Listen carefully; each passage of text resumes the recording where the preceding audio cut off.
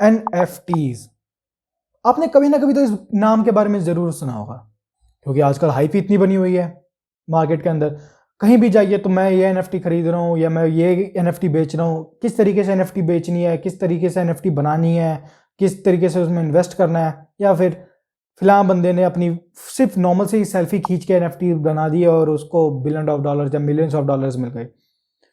तो आज की इस वीडियो में हम यही जानने वाले हैं कि क्या NFT 100% यूजलेस है या नहीं, या फिर उनको किस तरीके से बनाया जाए, या फिर क्या उनको सेल करना चाहिए या नहीं सेल करना चाहिए, या फिर उनमें इन्वेस्ट करना चाहिए नहीं करना चाहिए। तो ये सब जानने के लिए आपको वीडियो लास्ट तक देखनी पड़ेगी। मेरा नाम है Naman and I am CEO and co founder of टेक्योन।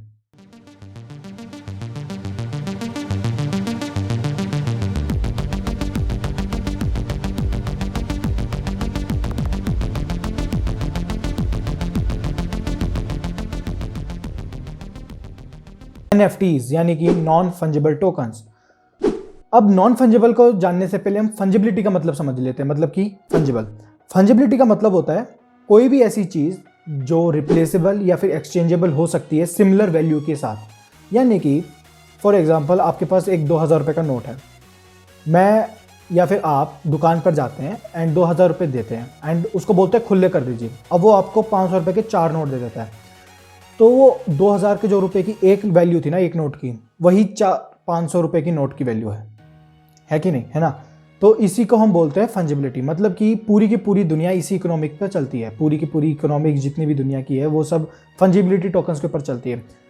यानी कि सिंपल सी बात है, आप कुछ एक पैसा दे के या फिर कुछ भी ऐसी एक आइटम दे के जिसकी एक पर्टिकुलर वैल्यू है, यानी कि आप 50 रुपये के 1 किलो चावल खरीद रहे हैं, तो उन 1 किलो चावल की 50 रुपये की वैल्यू है।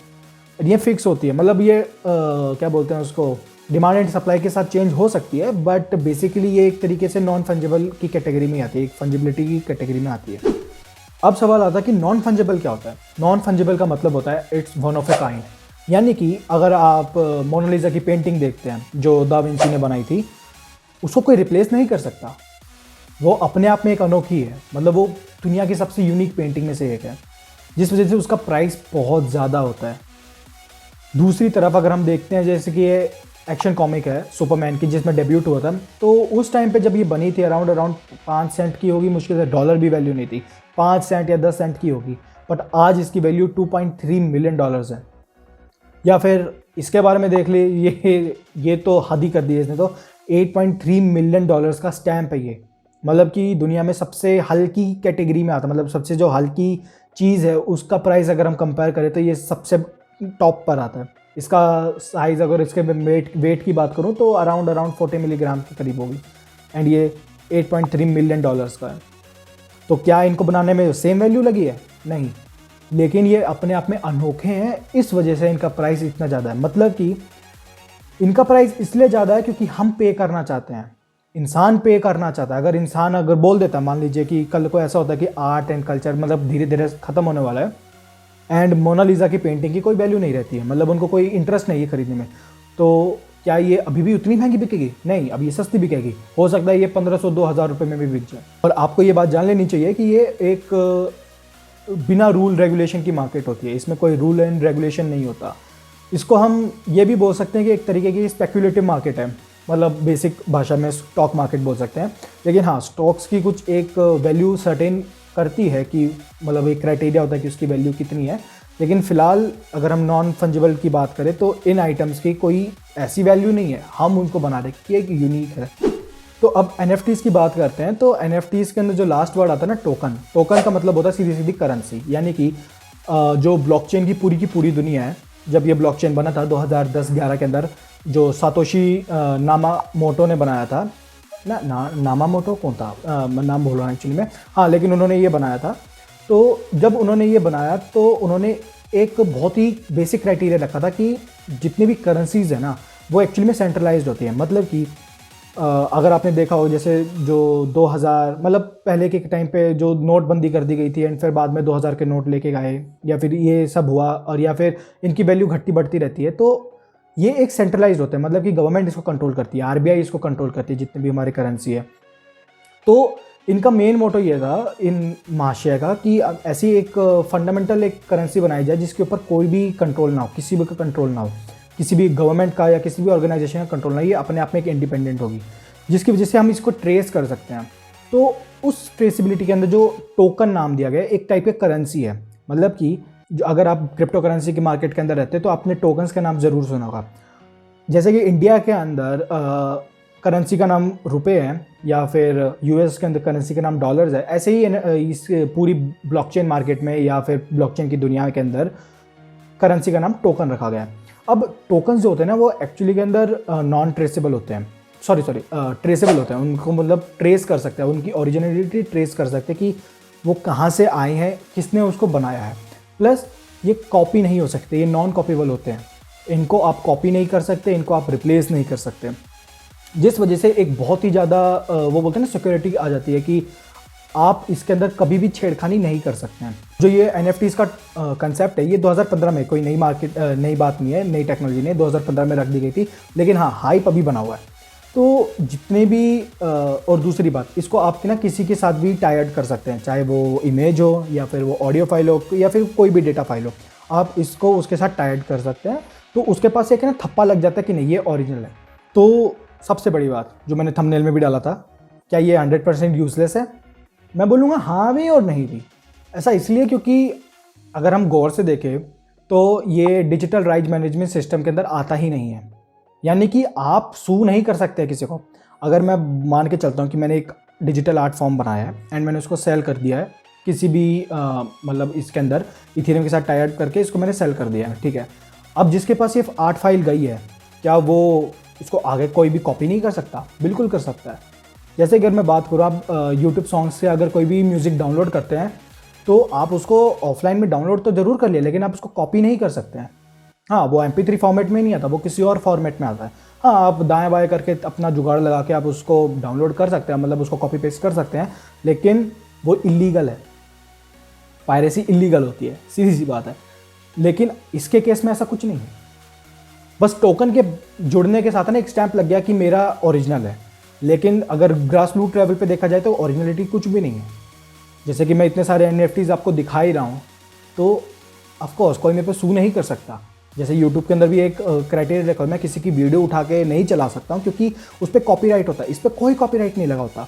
अगर आप इसको किसी को भी मार्केट में या फिर कोर्ट में जाके सू करेंगे ना, तो उसका कोई मतलब नहीं बनता। आप सब इतना साबित कर सकते हैं कि हाँ मेरे पास पहला है, लेकिन उसका कोई फ़ायदा नहीं है ना, क्योंकि उसकी वैल्यू तभी तक है जब तक हम देना चाहते हैं। हो सकता है कि कल को मैं 1,00,000 रुपए की कोई भी NFT खरीद लेता हूँ एंड बाद में जब उसको बेचने जाता हूँ तो कोई अब उसको 1,00,000 रुपए देना ही नहीं चाहता, तो मैं क्या करूँ? मैं तो लटक गया। तो सीधी सी बात है, मैं उसको 50,000 में बेच दूंगा या फिर 30,000 रुपये में बेच दूंगा। मतलब पूरा लॉस लेने से अच्छा है कि कुछ अमाउंट कमा लूँ। तो सबसे बड़ी यही बात होती है कि NFTs के अंदर आपको एक है ना गारंटी नहीं मिलती है। एंड दूसरा जो लोगों ने हाइप बना रखी है कि आप इसके अंदर इन्वेस्ट करिए, नहीं, ये बकवास चीज़ है इन्वेस्टमेंट के लिए।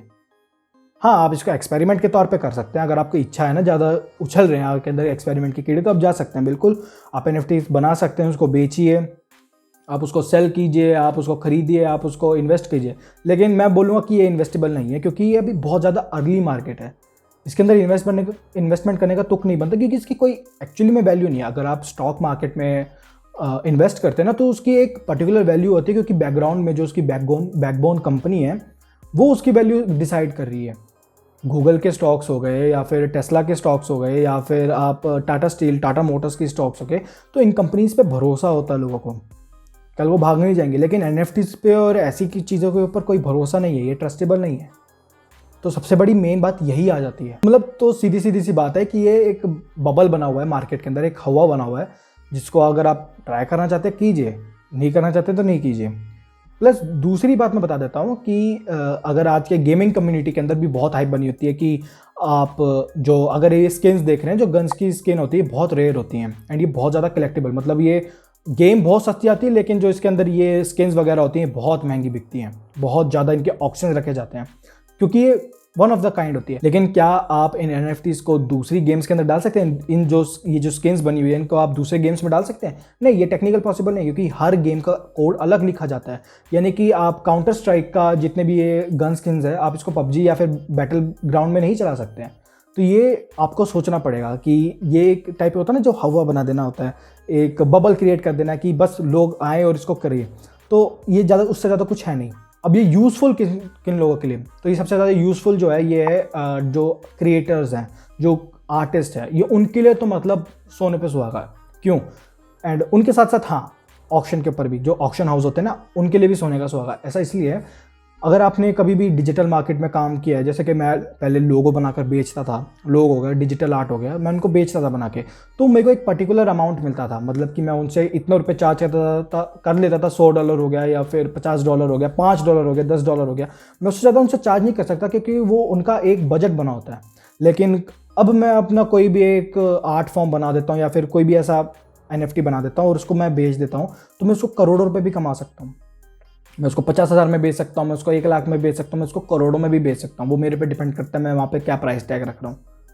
तो इन सब चीज़ों से तो फ़ायदा है आप लोगों को, बहुत ज़्यादा फ़ायदा है। प्लस जिस टेक्नोलॉजी के ऊपर ये बेस्ड है, मैं ब्लॉकचेन को कुछ नहीं बोल रहा, मैं NFTs को बोल रहा हूँ। मतलब जो नॉन फंजेबल, जो आर्टिस्ट, मतलब ये जो GIF देख रहे हैं आप, इसके लिए कौन, मतलब मैं तो कभी नहीं देने वाला इसके लिए पैसा, ₹1 नहीं खर्च करने वाला, क्योंकि मुझे कोई मतलब नहीं बनता ना इस पैसे को। मुझे समझ ही नहीं आ रही क्या ये बकवास ड्राइंग को किसने इतना महंगा बेच लिया। लेकिन वही बात है, लोगों ने पैसा दिया इसलिए इसकी जाके ये वैल्यू है। लोग इसको पैसा नहीं देते तो इसकी कोई वैल्यू नहीं रहती।